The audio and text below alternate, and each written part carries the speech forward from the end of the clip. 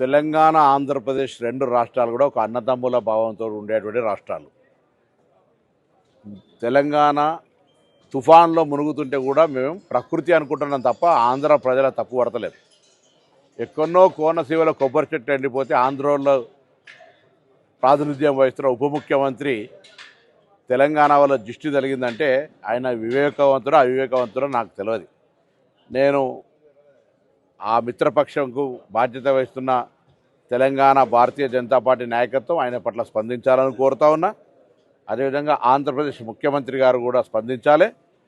స్వయంగా భారతీయ జనతా పార్టీ పొత్తున్నది కాబట్టి ఇందులో ఇటువంటి కక్షపూరిత రెండు రాష్ట్రాల మధ్యలో వైషమ్యాలు కలిగేటువంటి మాటలు మాట్లాడడం అనేది దురదృష్టకరం. నేను ఇంతకుముందు చెప్పినట్టుగా ఆంధ్రాలో తుఫాన్ వస్తే తెలంగాణ మొన్న హుస్నాబాద్ కూడా మునిగింది.